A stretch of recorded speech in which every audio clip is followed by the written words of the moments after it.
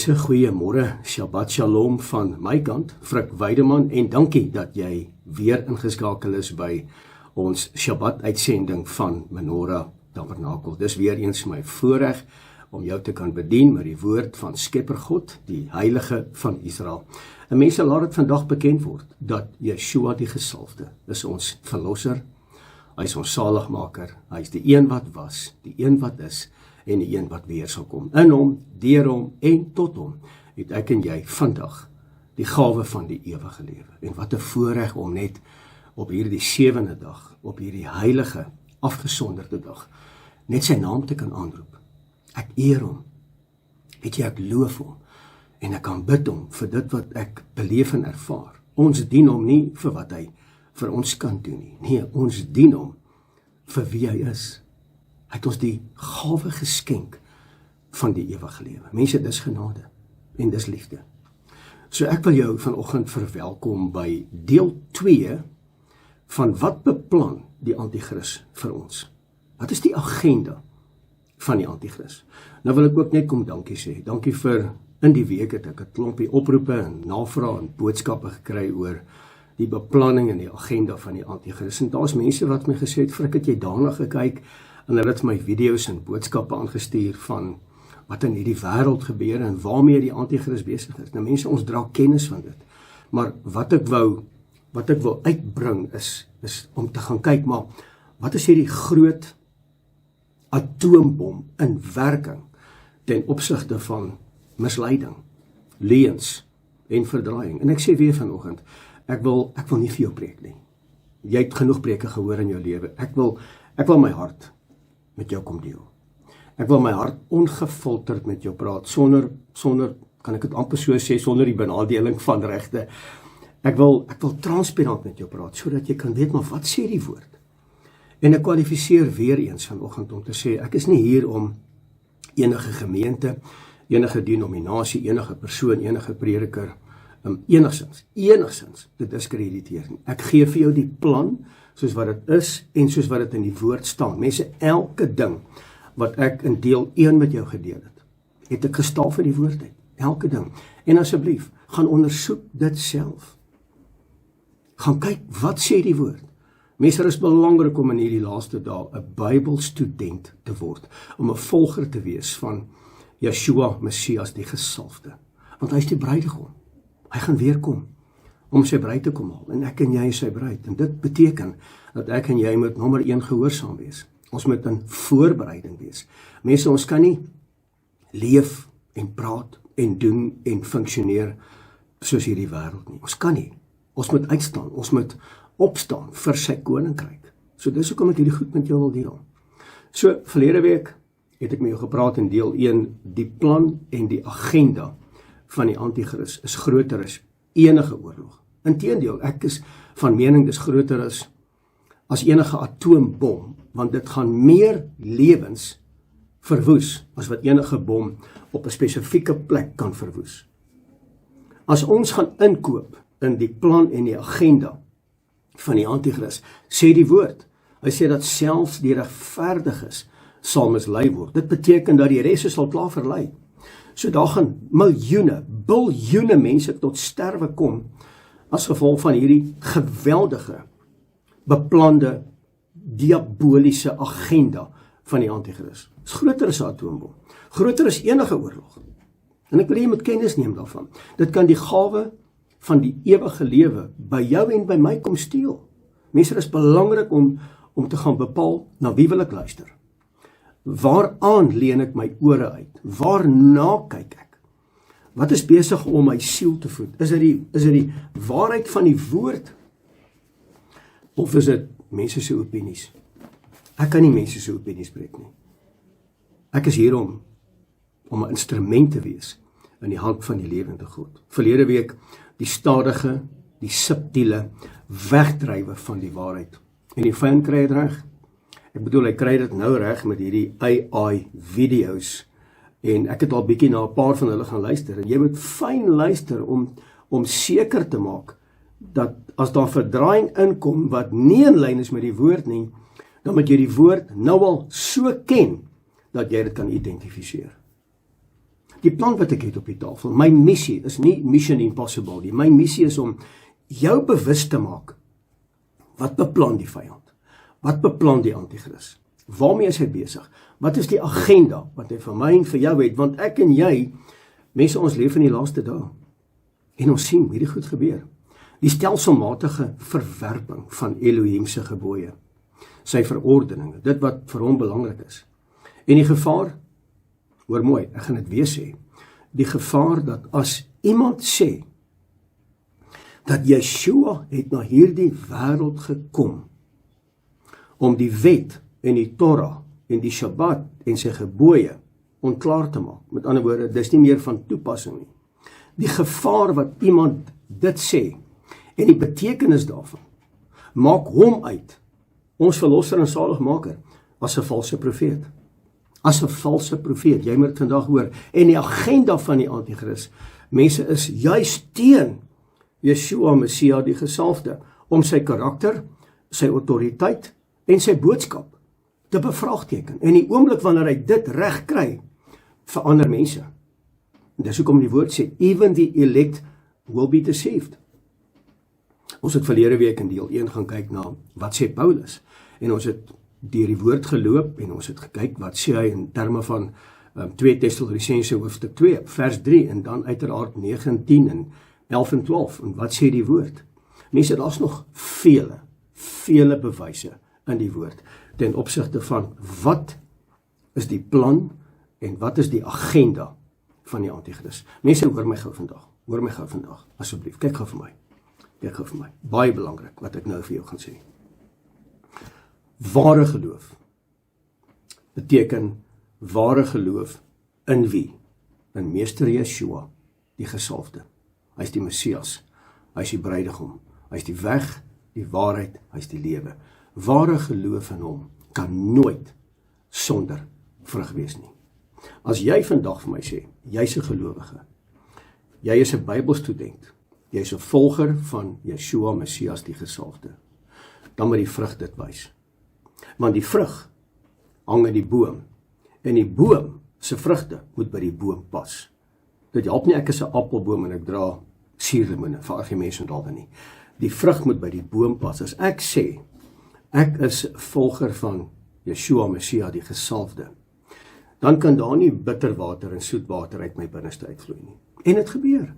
Ons is mens. Dis ook nie 'n verskoning nie.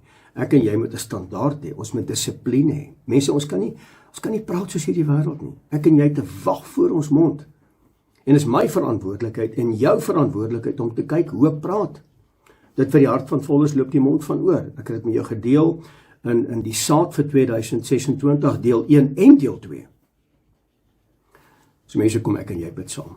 En ons vra vandag, Abba, help ons. Abba, lei ons.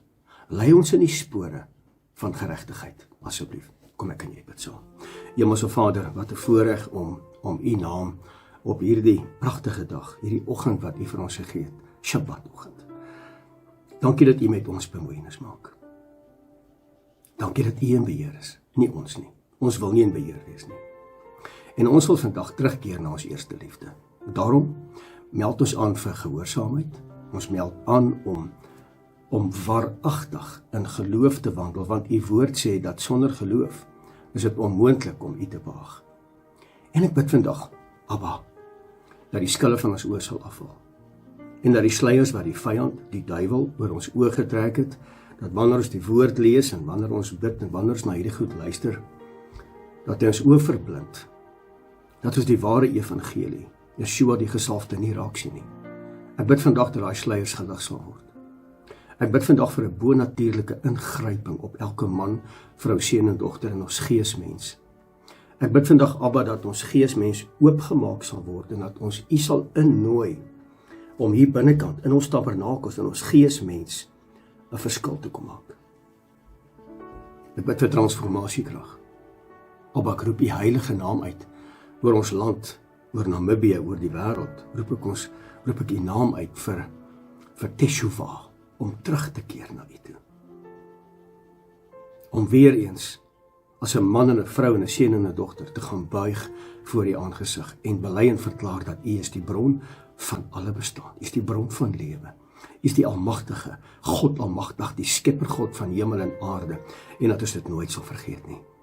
En om terug te keer na U, met gehoorsaamheid, om te wandel in geregtigheid, maar om te leef in regverdigheid, en om dit te doen wat reg is in U oë. Ons is hier vanoggend met een doel voor oë, en dis om U te behaag. Abba, ons is geskep na U beeld, om op hierdie aarde te wandel, met een doel voor oë, om U te behaag, om 'n instrument te wees. Ons het U beeld, ons het nou U gees, en ons het U woord. So daar is vir ons geen verskoning, vir enige onkunde nie, geen verskoning nie. So Abba, ek bid in hierdie oggend, dat U met elkeen sal wees, en dat ons vandag ons posisie sal erken, en dat ons die verantwoordelikheid sal opneem, om dit te doen, wat vir U 'n welgevalle, heilige en aanneemlike offer sal wees. Maar dis ons gebed vanoggend, en ons bid dit in die naam, bo elke naam, die naam van ons meester, Yeshua HaMashiach, en ons gees roep uit, halleluja. Sjoe, mense, ek weet nie vir jou nie, maar dis vir my altyd so lekker om te bid. So mense, hoor my vanoggend asseblief.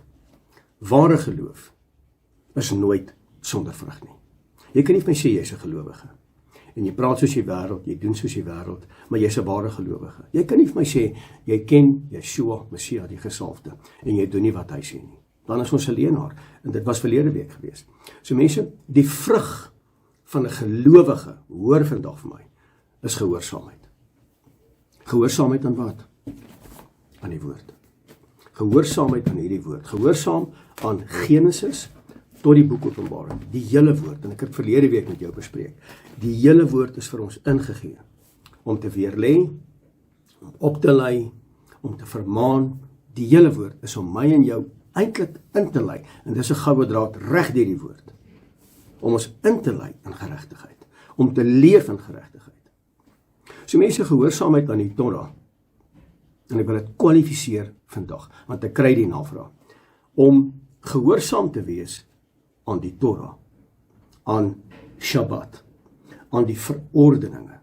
Met ander woorde, ek doen dit wat vir Vader welbehaaglik sal wees. Boonbehalwe die 10 gebooie, is daar ander goed wat ons nie mag doen nie. Byvoorbeeld, ons eetgewoontes, ons dieetgewoontes, ons dinge wat ons doen wat vir Vader 'n gruwel is in sy oë, dis die verordeninge.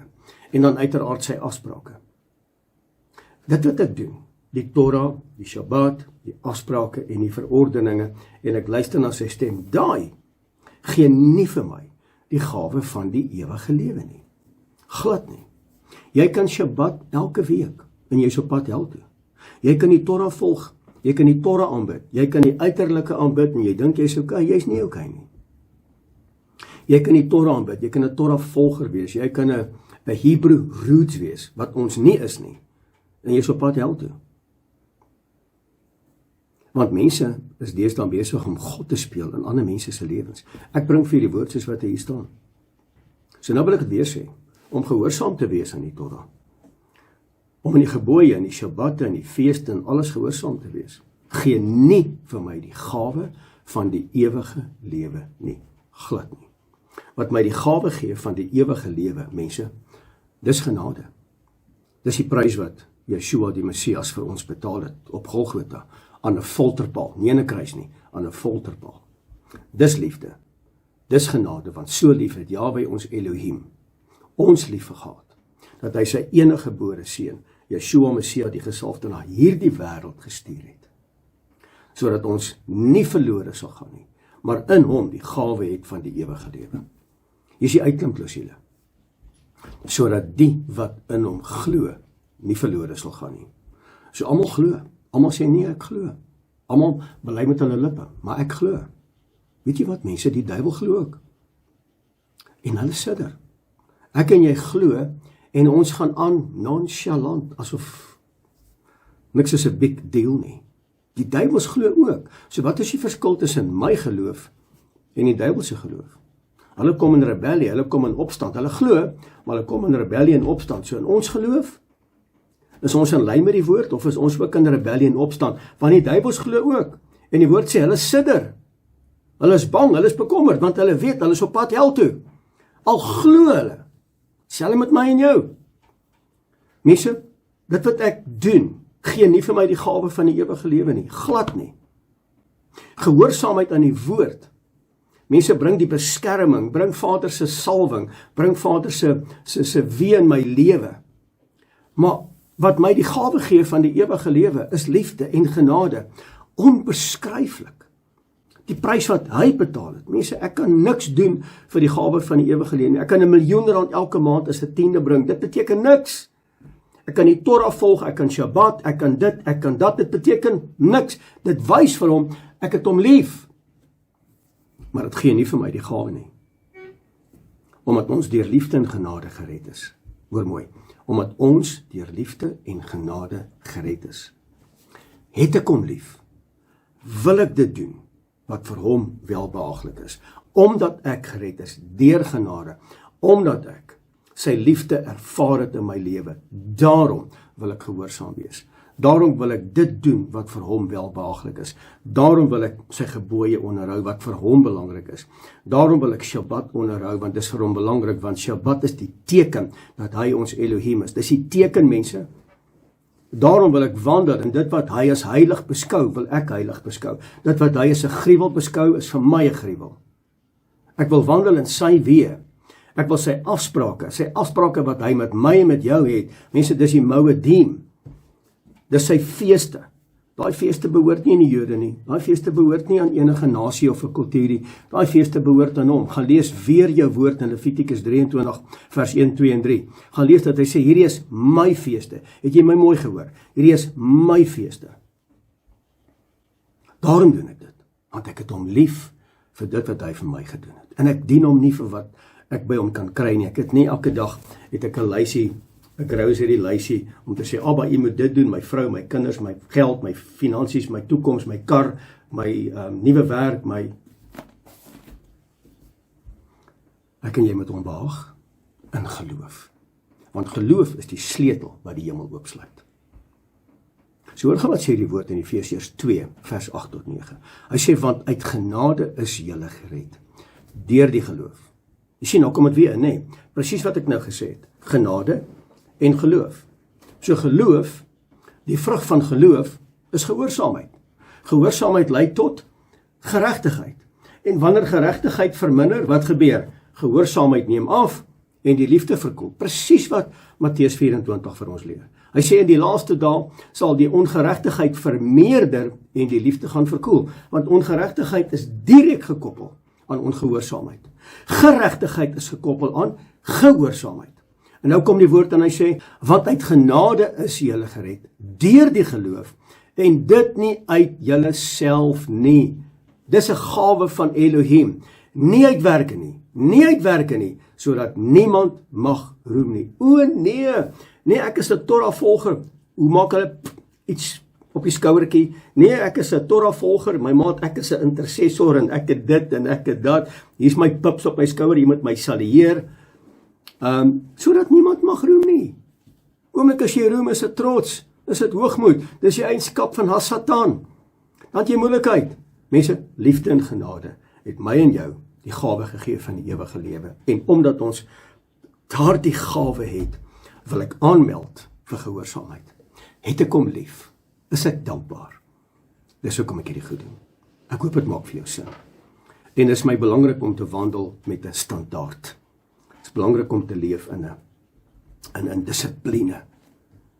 Mense so byvoorbeeld, saamslaap kan ek nie hanteer nie. Voor 'n huwelik, uiteraard. 'n derde verhouding, of kan ek dit sommer sê, 'n slaaiblaar. Hemel, dit bring 'n irritasie in my mondering. Ek huil in my hande wanneer 'n man my bel of 'n vrou my bel en sê, my man of my vrou het betrokke geraak met 'n derde verhouding. Ek huil in my hande. Of in pornografie. Mense, die wêreld daar buite is stikkend. Dis hoekom hulle maklik met die agenda van die anti-kris verlei gaan word. Dis hoekom ek hierdie goed met jou deel. Romeine 3:28. Ons neem dus aan dat die mens geregverdig word deur die geloof sonder die werke van die wet. Deur die geloof sonder die werke van die wet. So hier kom bevestig dit. So nou kom Paulus en hy verduidelik in Efesiërs hoofstuk 2 vanaf vers 10. Nou kom verduidelik hy, maar wat is die waarheid? Ek wonder of jy weet wat is die waarheid. Ek het verlede week met jou gepraat oor wat is die waarheid. Kom ek hanteer dit gou weer met jou. Verlede week sê ek vir jou, wat is die waarheid? Hoor gou hierso. Psalm 119 vers 142. U geregtigheid is geregtigheid tot in ewigheid. Wat beteken geregtigheid? Geregtigheid beteken om te wandel in Vader se gebooie, sy instruksies, sy verordeninge en sy feeste. En u wet is waarheid. Nou gaan Paulus in Efesiërs 2 vanaf vers 10 gaan hy vir ons vertel wat is die waarheid. Psalm 119 vers 151. U o Jahwe die Almagtige, u is naby en al u gebooie is waarheid. So dis die waarheid. Wat is waarheid? Geregtigheid.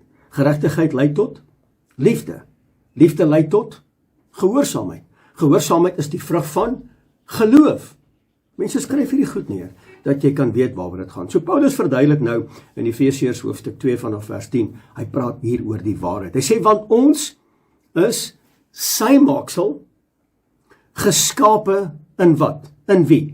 In Yeshua, Messia, die gesalfde. So ons is in hom geskape, want die saad, en dat jy jou 2 weke gelede, die saad, wat ons saai is onverganklike saad, aan woorde, ek is geskape in Meester Yeshua, die gesalfde.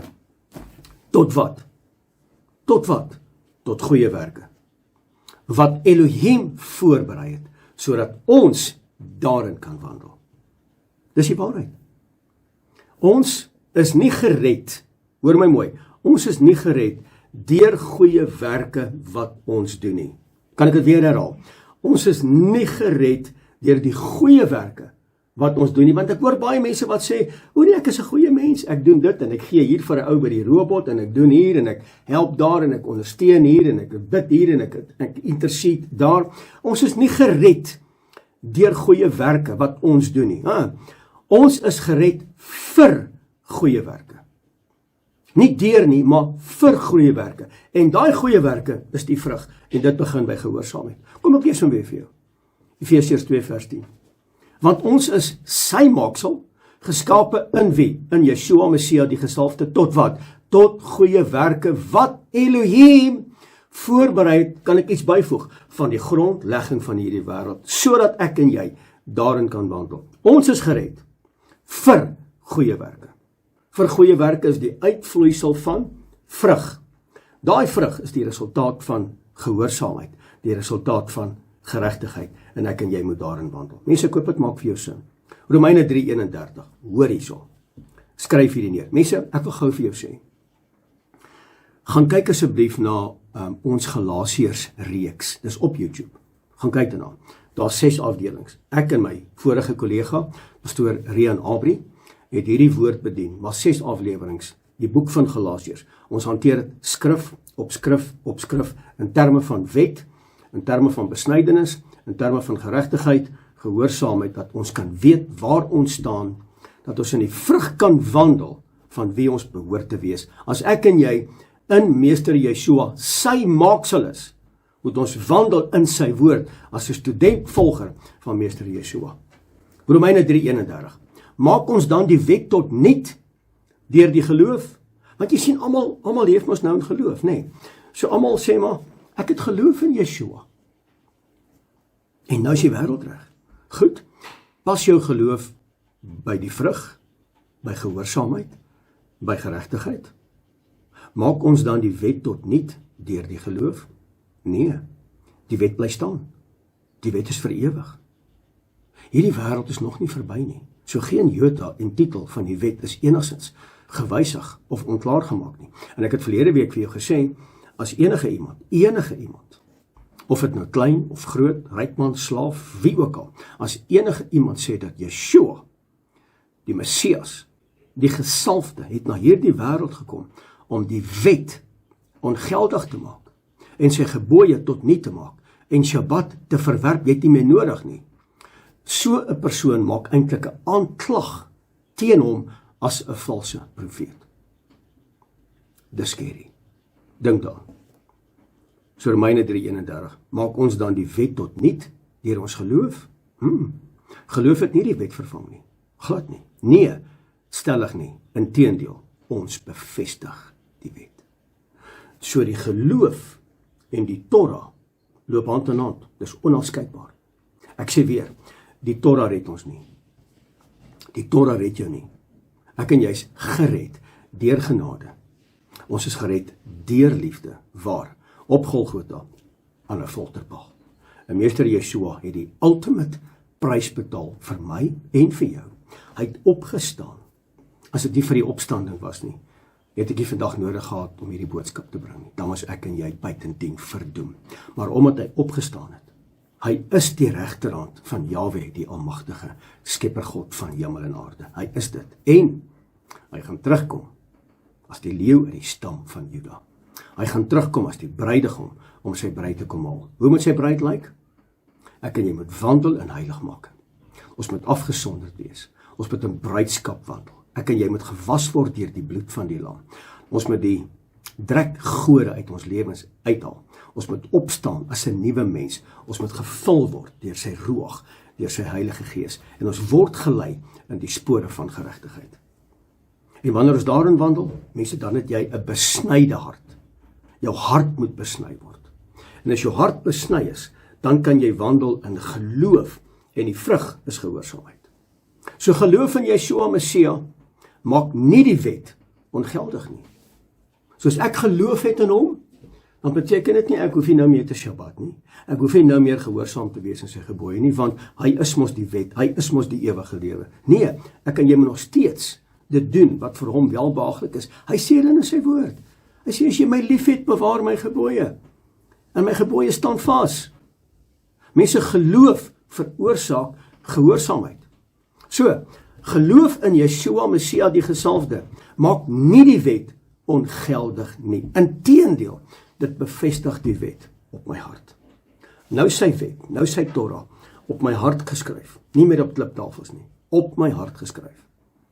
Is dit verby? Glad nie. En ek hoor mense sê dit, en ek hoor predikers preek dit. En ek sê weer, ek is nie hier om enige iemand te diskrediteer, maar mense preek dit. Kom ek bevestig aan jou. En asseblief, verstaan dit nou. Ek het nou nog gebid, aber dat die sluiers gelig sal word, dat hierdie skille sal verdwyn uit ons oë, dat ons, wanneer ons die woord lees, dat ons sal lees wat daar staan, en nie die opinies van mense volg nie, dat ons die woord sal volg. Matteus 5, vers 17 tot 19. Voor ek hierdie gedeelte lees, hier is geen oordeel wat hier plaasvind nie. Geen judgment nie. Hierdie is 'n teregwysing. Hierdie is om te sê, as jy dit doen, gaan jy die grootste of die minste wees in sy koninkryk. Geen oordeel nie, geen judgment nie. Kom ek lees gou vir jou. Matteus 5, vers 17 tot 19. Moenie dink, wat beteken dit?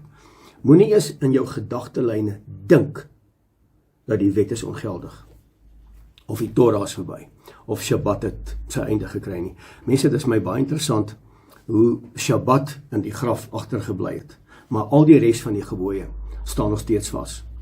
So as Shabbat dan agtergebly het, asseblief, gaan pleeg 'n moord, gaan doen diefstal, gaan hê jou buiteegtelike verhouding, moenie jou ouers eer en respekteer nie, gaan begeer wat almal het. Ons is deesdae, ons soos in die boek van Rigters, elkeen doen soos hy smaak, elkeen maak wat hy wil, daar's nie riglyne nie, daar's nie leierskap nie, elkeen maak en doen net wat hy wil. En die hartseer van die saak is, ons leef en ons wandel in die lyn van Hasatan, van die Antichrist.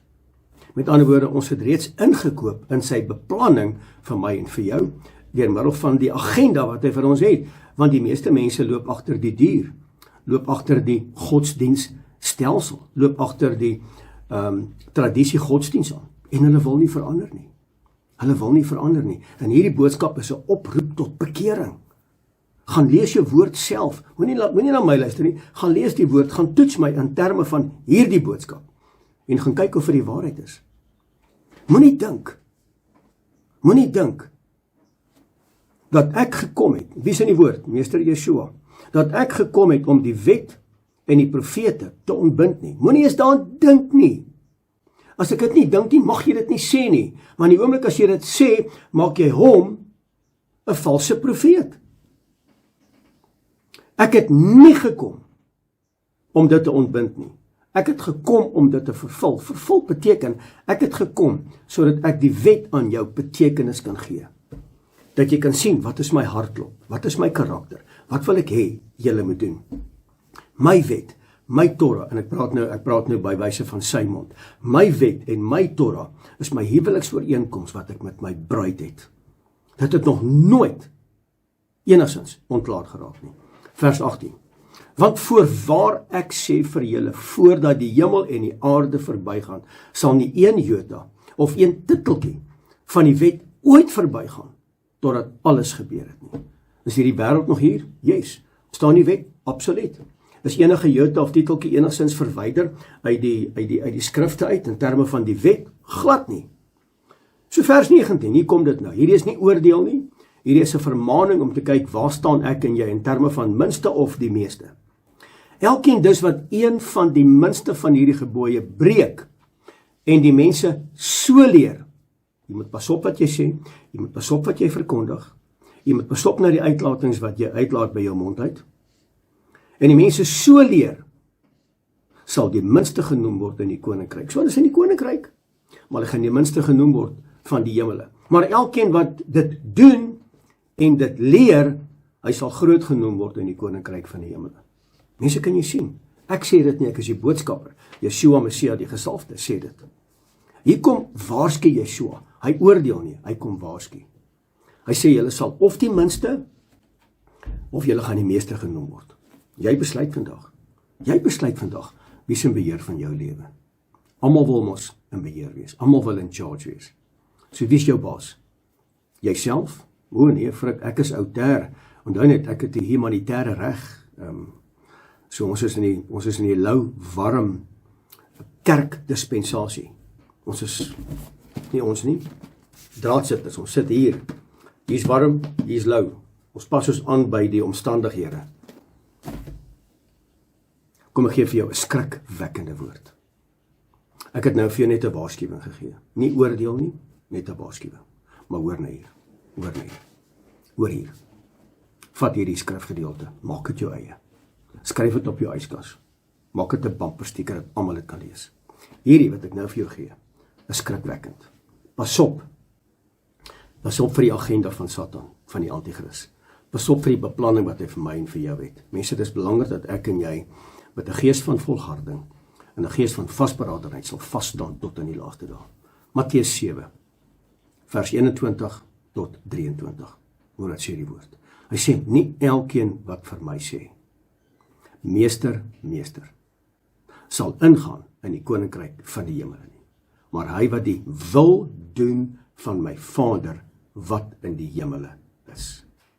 Hulle wat in geregtigheid wandel, hulle wat in gehoorsaamheid wandel, hulle wat sy gebooie, sy verordeninge en sy instruksies eerbiedig, hulle wat sy afsprake nakom, nie die wêreldafsprake, die 7 wêreldafsprake nie, ek het dit al baie genoem, maar hulle wat die 7 afsprake nakom van ons hemelse Vader, wat in elk geval profetiese afsprake is. Dis profetiese afsprake. Nou sê die woord in vers 22, hy sê, baie sal in daardie dag vir my sê, meester, meester, ons het in u naam geprofeteer. Met ander woorde, hy praat hier van mense wat die woord verkondig. Hy praat hier van predikers. Hy praat hier van profete. Hy praat hier van apostels, van herders, evangeliste. Hy praat hierso van mense wat lering gee. Hy praat van hulle. Hy praat nie van die normale op die straat nie. Hy praat hier van mense wat hierdie goed verkondig. Want die vorige gedeelte sê hy, en hulle wat hulle so leer. Met ander woorde, hier is mense wat in die bediening staan. En jy kan dalk miskien 'n bidduur fasiliteer, of jy dalk miskien 'n gebedsgroep. Dan is jy ook 'n prediker, dan is jy ook 'n herder, jy is ook 'n leraar. Want jy lei mense op jou gebedsgroepie op WhatsApp, hoe om te bid, en wat om te doen. Pas op, jy is ingesluit in hierdie. So baie sal in daardie dag vir my sê, meester, meester, het ons nie in u naam geprofeteer, en in u naam duiwels uitgedryf, en in u naam baie kragtig gedoen nie? Kan jy sien, hy praat hier van die binnekring van die eklesia, die binnekring van die kerk, maar nie van die woord kerk nie, want kerk laat my dink aan die moederkerk, die hoerkerk. In 'n woord, hy praat hier van die gemeente, hy praat hier van hierdie ouens wat die woord bedien, man. Vers 23, hy sê, en dan sal ek aan hulle sê, Ek het julle nooit geken nie. Gaan weg van my, julle wat die ongeregtigheid werk. Met ander woorde, hier is nie ongelowiges hierso te sprake nie. Hierso is hulle wat die waarheid verwerp. Hulle ken die woord, hulle verkondig die woord, hulle hoor die woord en hulle verwerp die waarheid. Hierdie is hulle wat aktief in die bediening staan. Jy kan dalk miskien 'n sekulêre werk hê, maar jy staan aktief in die bediening want jy is dalk 'n ouderling. Jy is dalk 'n oudste in die gemeente. Jy is dalk 'n leier in jou gemeente. Jy is dalk deel van 'n bidgroep. Jy fasiliteer dalk bidgroepe, wat ek nou nog gesê het. So hulle wat die woord verkondig, groot of klein, of jy nou 'n klein groep het of jy nou 'n mega gemeente het, die konsep is dieselfde. Die woord verkondig beteken, ons het duiwels uitgedryf, ons het geprofeteer, ons het die hand op die siekes gelê en hulle het gesond geword. Met ander woorde, hy praat hier van hulle in die gemeente. Mense wat die skrifte ken, wat self die woord verkondig en hulle kies om die Torah, die gebooie en die afsprake en Yeshua se karakter en sy boodskap te verwerp, want hy sê, as jy my lief het, bewaar my gebooie. En wanneer jy sê, jy het my lief, en jy doen dit nie, dan is jy 'n leienaar. Meester, gaan weg van my. Die Engels sê dit baie mooi, die Engels sê dit, your lawlessness people. Ander vertaling sê, julle wat die ongeregtigheid werk. Ander vertaling sê weer, hy sê, julle wat die ongeregtigheid doen.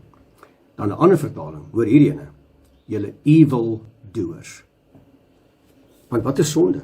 Dis wetteloosheid. Mense, kan jy sien hoe ernstig is hierdie goed. So in ander woorde, die verwaarlosing van sy woord lei tot ongehoorsaamheid. Ek pleit vandag by jou. Dat jy werklik sal terugkeer na die woord. My volk oor wie my naam uitgeroep is. Hulle weer bekeer en tot my bid en hulle verootmoedig en terugkeer na my toe. Dit beteken om afstand te doen. Leave and cleave. Los jou afgode.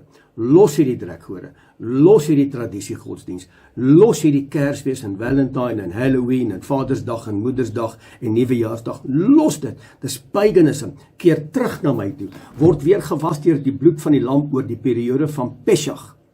Maak seker die sonde, die suurdeeg is uit jou lewe uitgehaal in terme van ongesuurde brood. Dis 'n 7-dag fees. Dan die opstanding, met ander woorde wedergeboorte. Ek verander as 'n nuwe skepping. En nou is ek in afwagting vir die uitstorting van sy Ruach HaKodesh, sy Heilige Gees op my lewe. Daai 4 punte is die eienskappe van die bruid. En dan die volgende afspraak is Yom Teruah. Dis wanneer hy ons kom haal, wanneer die shofar blaas kom hy ons haal. Die wolke gaan oopskeer, hy gaan die engele die opdrag gee in Matteus 24 om sy afgesonderdes, sy mense wat in afsondering en wat in heiligmaking wandel, te gaan haal in die 4 hoeke van hierdie wêreld, die noorde, die suide, die ooste en die weste. Dis Yom Teruah, the king is in the field. En dan die versoensdag, dis wanneer die oordeel gaan plaasvind, en dis wanneer die beoordeling gaan plaasvind. Mooi so, getrou was jy oor die min, oor veel sal ek jou aanstel. Of, gaan weg van my, ek ken jou nie. En dan die 7de fees, is die loofhuttefees, of dan die Sukkotfees. Jy kan dit gaan lees, mense, dis reg deur die woord, man. Die 7de fees is die millennium, waar ons gaan sit in die tafel van die bruidegom. Halleluja, die lam van Elohim, die bruidstafel. Dis wanneer die huwelik gaan plaasvind. Tja, moenie verval in die beplanning en die agenda van die antichrist nie. Moenie. Mense, as jy sy woord verwaarloos, dan kom ongeregtigheid in en dit lei tot ongehoorsaamheid. Ons kan nie die waarheid van sy woord verwerp, hoor my mooi, ons kan nie die waarheid van sy woord verwerp onder die banier van genade nie. Ons kan nie. Jy speel op gevaarlike terrein. Jy is in lyn met die beplanning van die antichrist. Ek het 'n 83 vertaling. My fondasiewoord is die 53 vertaling. Ek gebruik hom as my fondasiewoord. Dan het ek die Complete Jewish Study Bible. Ek het die Chumash Stone Edition. Ek het die Scripture Bible. En dan soms het ek die 83 vertaling waaruit ek 'n woord uithaal, wat dit mooi verduidelik. In hierdie spesifieke geval praat ek met jou uit die 83 vertaling uit, Judas vers 4. Judas vers 4. Hier word geskryf om te sê, manne, vrouens, ek wil aan julle 'n brief skryf. Ek wil julle vertel van die genade. Ek wil julle vertel van die bloedverlossingswerk van Yeshua Messia, die gesalfde. Ek wil julle vertel van die gawe van die ewige lewe. Ek wil julle vertel van wat se toekoms het julle. Ek wil julle vertel, ek wil vir julle skryf. Hoe lyk julle lewens? Want hy dit kom niet maak. Hy dit kom niet maak. Ek wil julle vertel, maar ek kan nie. Ek kan nie dit skryf nie. Want ek het gehoor, dat mense in julle geleedere ingekom. Kom ek lees vir jou. Judas vers 4, 83 vertaling. Die rede hiervoor, dat ek hierdie brief nou vir julle skryf, ek wou dit skryf, maar ek gaan nie. Ek wou dit doen, maar nou gaan ek hierdie woord vir julle gee, want ek sien wat gebeur in julle gemeentes, ek sien wat gebeur op julle gebedsgroepe, ek sien wat gebeur in julle bidure, en ek sien wat gebeur, wat verkondig word in hierdie laaste dae. Want dit is in lyn met die agenda van die Antichrist. Ons kan hierdie waarheid van die woord verwerp onder die banier of die dekmantel van genade nie. Judas 4. Die rede hiervoor dat ek hierdie skrywe nou aan julle rig, is dat sekere mense ongemerk julle geleedere binnengedring het. Hulle is goddelose mense, wie se oordeel lankal reeds vasstaan. Hoor wat doen hulle? Dis wat hulle doen. Hulle misbruik die genade van ons Elohim. Hulle gebruik genade as 'n dekmantel om losbandig te lewe. En hulle verwerp ons enigste meester, saligmaker, Yeshua Messia, die gesalfde. Hulle verwerp hom. Hoekom verwerp hulle hom? Want hulle het sy boodskap, sy karakter en sy autoriteit verwerp. Want jy sien, ek hoef nou nie meer gehoorsaam te wees nie. Ek hoef nou nie meer in geregtigheid te wandel nie. Ek hoef nou nie meer te doen dit wat reg is in sy oë nie. Ek kan maak en doen net wat ek wil. Is 'n dekmantel om losbandig te lewe. Met ander woorde, dis hoekom die morele verval lyk soos wat dit nou lyk reg oor hierdie wêreld. Want dis die uitgangspunt. Dis die verkondiging van die woord en dis die agenda van die Antichrist. Dis die agenda van die Antichrist. Hulle misbruik Yeshua Messia, die gesalfde, se genade. Hy het in 'n folterpaal vir my en vir jou gehang. Hy het nie die wet ontklaar gemaak nie. Jy kan nie doen en maak net wat jy wil nie. Jy's nie outer in jou bestaan nie. Jy behoort aan Vader. Jou liggaam behoort aan die Heilige Gees. Jy behoort nie aan jouself nie. Jy behoort nie aan jouself nie. Inteendeel, jy's duur gekoop deur die bloed van die lam. Ons misbruik sy genade. Ons maak en doen net wat ons wil. Ons ontken Meester Yeshua, die gesalfde, ons ontken sy karakter, sy boodskap en sy autoriteit. En ons gebruik dit as 'n dekmantel. En wanneer ons dit doen, mense, wanneer ons dit doen, hoor wat is die resultaat? Blaai saam met my na die boek van Hebreërs, hoofstuk 10, vers 26 tot 30. Wanneer ons opsetlik bly sondig, wat is sonde? Dis wetteloosheid. Wat is wetteloosheid? Dis ongeregtigheid. Wanneer ons dan opsetlik bly sondig, nadat ons die kennis van die waarheid ontvang het, stop gou daar, kyk gou vir my. Jy kan nie na vandag se boodskap en verlede week se boodskap, kan jy nie sê jy het nie geweet nie. Jy kan nie dit sê nie. Jy moet vandag 'n besluit maak, wie is in beheer van jou lewe? Of jy, of die lewende God. Bitterwater en soetwater kan nie uitkom nie. Jy kan nie gemeenskap hou met lig en duisternis gelyktydig nie. Jy kan nie onrein en rein met mekaar meng, bedink dis oukei nie. Jy kan nie. So wanneer ons opsetlik bly sondig, nadat ons die kennis van die waarheid ontvang het, is daar geen offer meer wat ons sondes kan wegneem nie. Vers 27. Daar bly alleen 'n verskriklike verwagting oor van oordeel en 'n gloeiende vuur wat die teestanders van Elohim sal verteer. Dis die uiteinde. Dis die resultaat. Dis presies wat die agenda van die Antichrist is, dat ek en jy verlore sal gaan. Omdat hy verlore is, hy is klaar verlore. Vers 28. As iemand die wet van Moses oortree, ek lees vir jou Nuwe Testament. As iemand die wet van Moses oortree, en 2 of 3 getuienisse bevestig dit, word hy nie begenadig nie. hy word doodgemaak. Ja, mense, besef jy wat ek vandag vir jou sê? Kan jy sien hoe subtiel is hierdie oorlog? Die beplanning van die anti-kris, die agenda van die anti-kris, is erger as enige oorlog. Hier word meer mense doodgemaak deur dit, as enige atoombom op 'n spesifieke plek. Daar's duisende mense dood vanweë die atoombom op Hiroshima in die Tweede Wêreldoorlog. Hierdie bom maak biljoene mense dood reg oor die wêreld. Reg oor die wêreld. As iemand die wet van Moses oortree, met ander woorde, die gebooie, die instruksies, die verordeninge, sy stem en sy feeste. En 2 of 3 getuienisse bevestig dit. Word hy nie begenadig nie. Geen genade nie. Hy word doodgemaak. Vers 29. Hoeveel swaarder straf dink julle? Hoeveel swaarder straf dink julle? Hierdie was gewees in Moses se tyd, nee. Hoeveel swaarder straf dink julle sal hy kry wat Yeshua Messia, die gesalfde van Elohim, verag? Met ander woorde, sy boodskap, sy karakter en sy autoriteit verwerp, want dit is in lyn met die anti-kris. Hoeveel swaarder straf dink julle sal hy kry wat Yeshua, die gesalfde Messias, so verag? Die bloed van die verbond waardeur hy geheilig is, geminag het. Hy het sy bloed gestort aan 'n folterpaal op Golgotha en ons minag dit vanweë die agenda en die beplanning van die anti-kris. Waardeur hy geheilig is, geminag het en die gees van genade beledig het. Ag, gaan dien jy jou God. Ek hoor dit. Mense bel my. Mense stuur my boodskappe. Vers 30. Ons weet tog wie hy is en wat hy gesê het. Dit is my reg om te straf en ek sal vergeld. En verder, Jahwe die Almagtige sal oor sy volk oordeel. Ja, mense, kan jy sien hoe ernstig is hierdie woord? Kan ek gou vir iets sê? Skryf gou hierdie neer.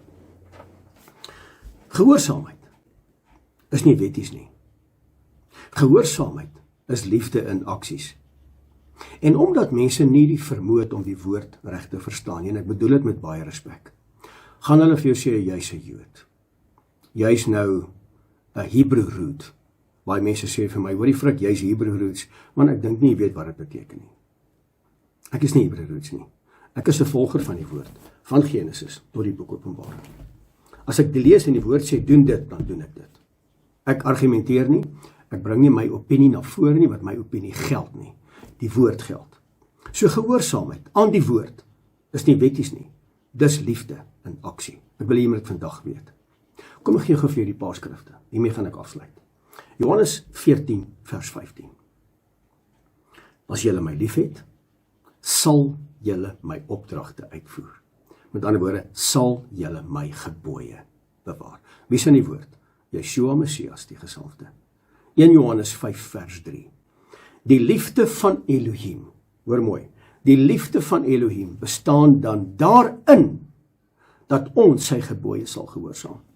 Sy gebooie is ook nie moeilik om te gehoorsaam nie. Met ander woorde, mense, hoor gou vir my. Liefde sonder gehoorsaamheid. Liefde sonder gehoorsaamheid raak godsdiens. Godsdiens is 'n kult. Godsdiens kry jou nêrens nie. Godsdiens plaas jou in 'n rocking chair. You keep on rocking the whole day, but you're getting nowhere. So godsdiens is liefde sonder gehoorsaamheid. Nee, Abba, ek het U lief, Yeshua, ek het U lief, ek het U lief, maar daar's nie gehoorsaamheid nie, daar's geen vrug nie, daar's geen substansie nie. Dis lippetaal. Lippetaal, die hart is ver. Gehoorsaamheid sonder liefde is wetties.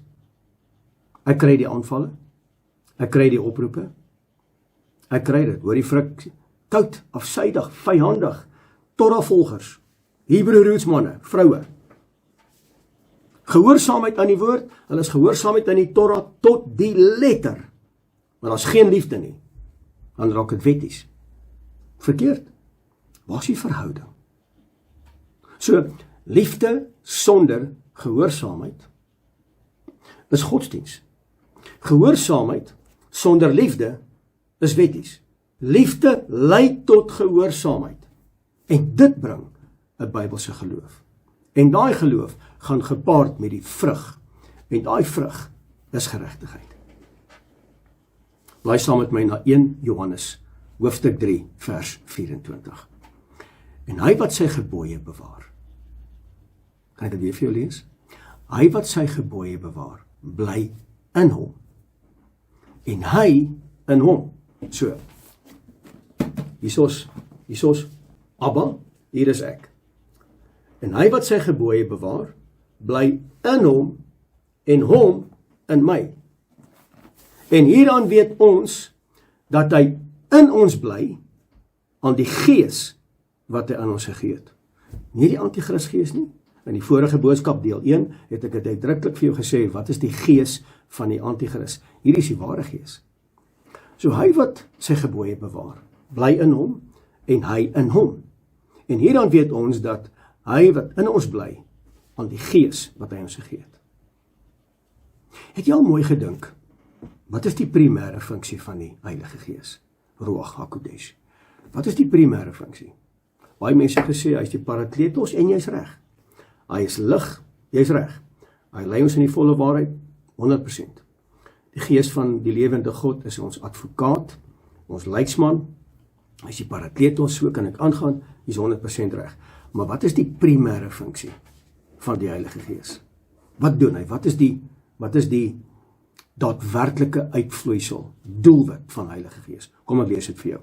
Jesegiel 36, vers 25 tot 27. Hoor wat is die primêre funksie van Ruach HaKodesh. Dan sal ek skoon water oor julle uitgiet. Nou skoon water beteken die woord. Dis die woord. Die waterbad van die woord. Sodat julle rein kan word. Wat maak my rein? Die woord. Die waterbad van die woord.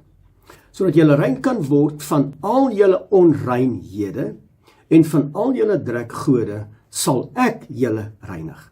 So wanneer jy vandag terugkeer, wanneer jy teshuva, wanneer jy sê, Abba, dis hoe my lewe lyk, Abba, ek was verlewe, my lewe lank was ek in die leuen, ek was in verdraaiing, ek was in verleiding en misleiding, ek wandel in lyn met die antichrist agenda en die beplanning van die antichrist en hierdie laaste dae, ek's klaar, kom was my skoon met water.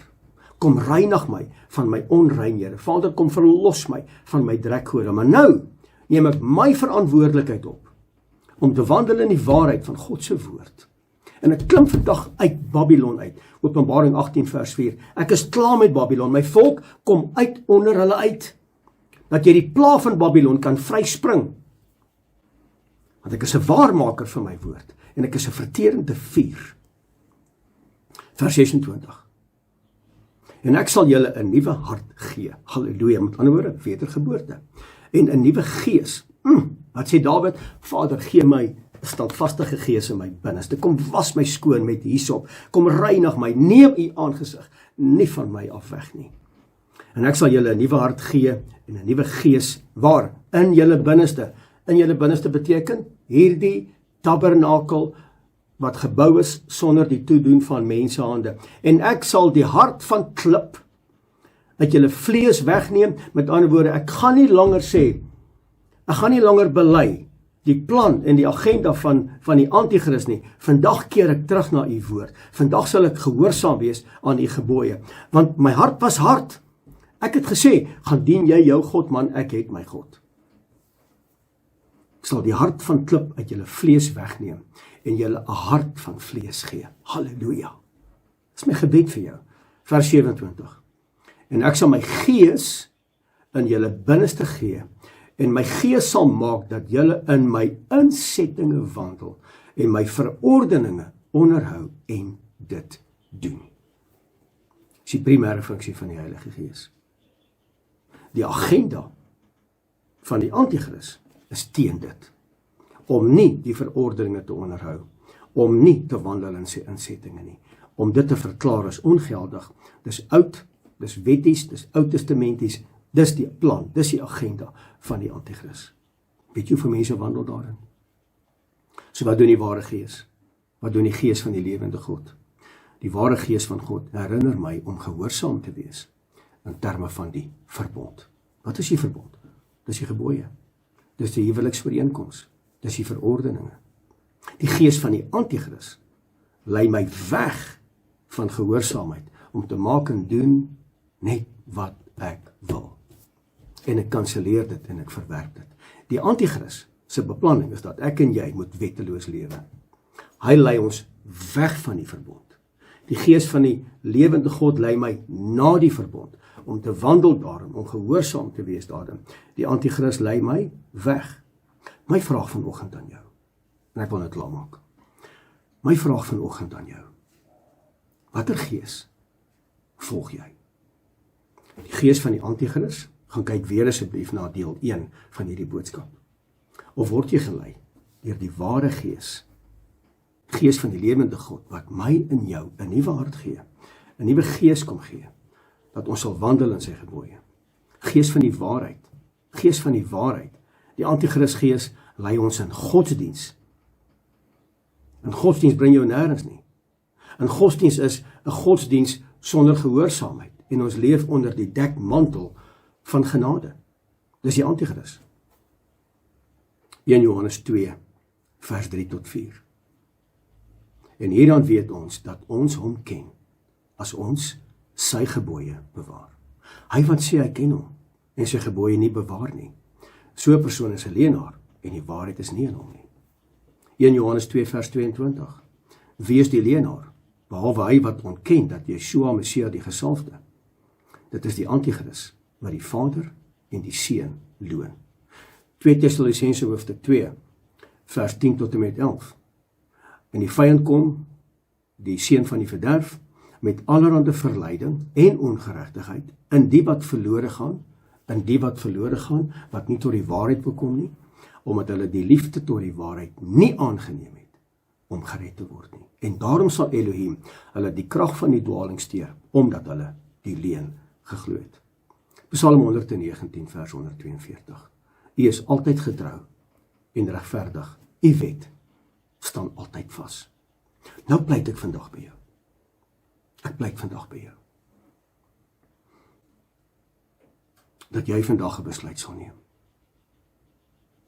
Want hierdie beplanning en hierdie agenda van die anti-kris is baie groter as enige iets op hierdie aarde huidiglik. En ek wil vandag by jou pleit dat jy 'n keuse sal maak vandag. En dit laat my dink in die boek van Jeremia, hoofstuk 6, vers 16, waar die woord sê, so spreek Jahwe die Almagtige, staan op die weë, en kyk en vra na die ou paaie, waar tog is die goeie weg, en wandel daarin, en julle sal rus vind vir julle siele. Maar, julle het gesê, ons wil nie daarin wandel nie. Mense, so my gebed vandag vir jou wat ingeskakel is, en dankie dat jy vandag ingeskakel was, is dat ek en jy waaragtig moet kennis neem, wat beplan die anti-kris, en wat is die agenda van die anti-kris, dat ek en jy nie sal mis die gawe van die ewige lewe, soos opgeteken in Hebreërs hoofstuk 10, wat ek vandag met jou behandel het nie. My gebed vandag vir jou is dat ek en jy waaragtig 'n kwaliteitsbesluit sal neem, om te sê, Abba, ek is nou klaar. Ek trek vandag die streep in die sand, ek is klaar. Ek neem vandag my erkenning, met ander woorde, ek ken my posisie, ek weet wat ek gesê het, ek weet waarmee ek besig is, ek erken dit, maar nou neem ek my verantwoordelikheid op, om terug te keer na u woord, die woord van die waarheid. As jy vandag voel, hierdie woord het met jou gepraat, ek gaan nou vir jou bid, ek gaan saam met jou bid, dat jy vandag sal opstaan uit jou situasie uit jou posisie uit. Ek dink nie enige een van ons kan tevrede wees met ons posisie in terme van ons wandel met Yeshua Messia die gesalfde nie. Daar's meer, daar's groter, daar's beter. Wat moet ek en jy doen? Meer tyd met hom spandeer. Kom ek en jy bid saam. As jy wil opstaan, is jy welkom. As jy op jou aangesig wil hê op die mat, is jy welkom. As jy jou hande wil ophef, jy is welkom. Niemand gaan vir jou kyk nie. Jy doen soos wat die Gees van God jou vandag lei om te doen. Abba, Abba, Skepper God van hemel en aarde. Dis 'n voorreg vanmôre om net weer eens te kan besef dat U het ons lief en dat die genade is onnaspeurlik op ons lewens uitgestort. Ons maak droog. Ons regverdig ons disfunksionele optrede deur die dekmantel van genade. En daarom maak en doen ons wat ons wil. Abba, ons is jammer. Vergewe vandag vir my, vergewe vir Frikkie. Vergewe vandag elke man, vrou, seun en dogter wat vandag opstaan uit hulle stoele uit. Abba, hulle wat vandag hulle verootmoedig om op die mat te lê met hulle aangesig na die aarde toe. Vergewe hulle. Kom was ons vandag skoon deur die bloed van die lam. En dat ons vandag sal besluit om 'n volger te wees van Meester Yeshua. Om die waarheid lief te hê. Ons verwerp die leuen. Ons verwerp die beplanning van die Antichrist. Ons verwerp vandag die agenda van die Antichrist wat hy op ons lewens geprojekteer het en Abba, ons het dit nie gesien nie. Help ons vandag dat die skille sal afval, dat die sluiers gelig sal word, dat ons die waarheid sal raak sien van die woord. Abba, ons kan nie bekostig dat U die krag van die leuen in ons stuur omdat ons die waarheid nie lief gehad het. En daardeur word ons nie gered nie. Ek roep U heilige naam uit vandag op hierdie afgesonderde Shabbat, dat U met mense sal wees, dat ons vandag sal uitbeweeg uit hierdie dwaal, uit hierdie diaboliese sameswering van die Antichrist met sy agenda en sy beplanning teen ons. En ek roep vandag manne en vroue wat weer sal opstaan in waarheid, in gehoorsaamheid, om U gebooie, U instruksies, U verordeninge en Vader, U afsprake na te kom en dit te doen, dat die Gees van die lewende God ons weer sal herinner om U verordeninge en instruksies te onderhou en dit te doen. Abba, wees ons genadig, asseblief. Lei ons in die spore van geregtigheid. Asseblief, Abba, help ons. Ons is swak, ons weet nie alles nie. Help ons. Ons wil nie verlore gaan nie. Ek wil nie. Ek bid vanoggend dat U die trane kom afvee, dat U sal kom nuut maak, want U woord sê, hy sê, en hulle wat honger en dors het na my, dat hulle kom drink uit die fontein van lewende waters, verniet. En ek wil vir julle Elohim wees, en julle moet my volk wees. Abba, ek bid vandag, dat U met ons mense sal wees, en dat ons mense vandag sal terugkeer na U toe, dat ons die drekgode en die afgode sal verlaat, en sal uitkom uit Babylon, dat ons sal wandel in die nuwe Jerusalem, dat ons sal wandel in die strome van lewende waters, dat ons sal wandel in die waarheid, dat ons sal kyk na die ou paaie en daarin wandel, sodat ons rus sal vind vir ons siel, met die wete, ons het die gawe van die ewige lewe, deur liefde en deur genade. Abba, dis my gebed vandag, en ek bid dit in die naam bo elke naam, die naam van ons meester, Yeshua HaMashiach, en my gees roep uit, halleluja. Mense, baie dankie. Dankie dat jy vandag ingeskakel was. Dankie dat ek hierdie woord met jou kon deel. Dankie dat jy na my geluister het. Ek eer Abba vir sy woord. Geen mens kry die eer nie. Ek eer hom vir sy woord. En die voorreg wat ek het om dit te mag en kan verkondig met onrein lippe. Abba, ek eer U daarvoor. Kan ek jou seën vanoggend?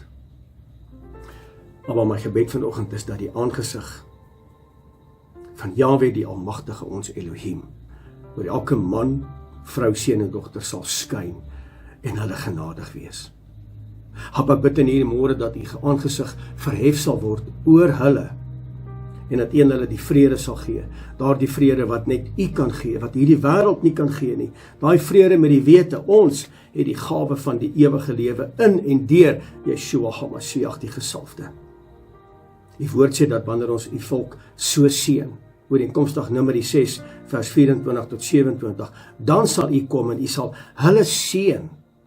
En dankie dat U dit nou doen en U seën hulle vandag met alle hemelse seëninge. Abba, dis my gebed en dis my roepe vir elkeen op hierdie pragtige Shabbat, in die naam van Yeshua HaMashiach, ons verlosser en saligmaker. En my gees roep uit, halleluja. Mense, van my kant, Frik Weideman, baie dankie weer eens en Shabbat Shalom.